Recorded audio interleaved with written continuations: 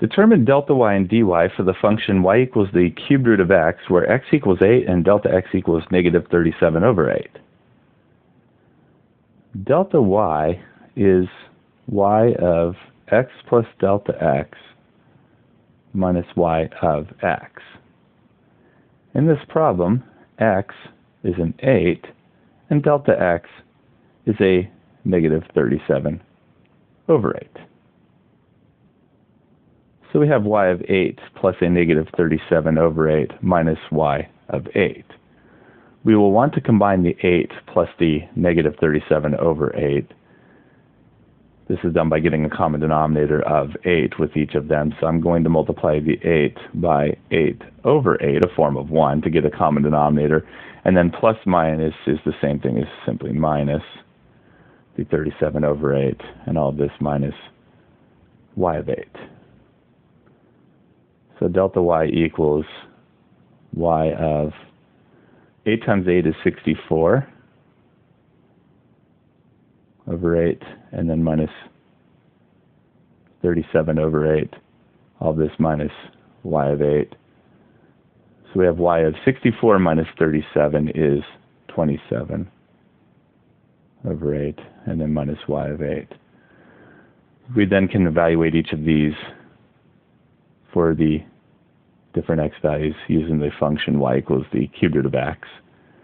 So delta y will become the cubed root of 27 over 8 minus the cubed root of 8. The cubed root of 27 over 8 can be broken up into the cubed root of 27 over the cubed root of 8, and then minus the cubed root of 8, which is a 2. So we have the cubed root of 27, which is a 3, over the cubed root of 8, which is a 2, and then minus 2. We will want to combine these numbers together by a common denominator. So let's multiply this minus 2 by 2 over 2. So we have 3 over 2, and then minus 2 times 2, which is minus 4 over 2. And 3 minus 4 is a negative 1 over 2. To find dy, we will need to take the derivative of the function y equals the cubed root of x. Before we do that, we'll want to rewrite this as a fractional exponent. This is x to the first power and then third root. It's x to the 1/3 power. When we take the derivative, we will want to use the dy dx notation. We can bring the power down, leave the inside alone, subtract 1 from the power. I will call that 3/3, and then multiply by the derivative of the inside to complete the chain rule. 1/3 times 1 is 1/3, and we will have x raised to the 1 minus 3, which is negative 2/3 power. Since we have a negative exponent, we will want to rewrite it by moving it to the denominator with the 3 that's already down there, so that we can write it as a positive 2/3 power.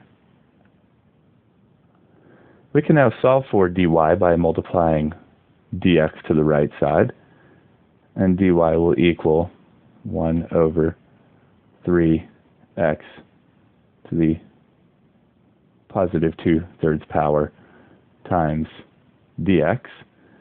And we can replace dx with delta x to give it a value.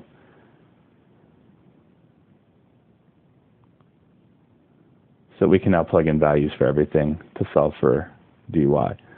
dy will be 1 over 3 times x, which is an 8,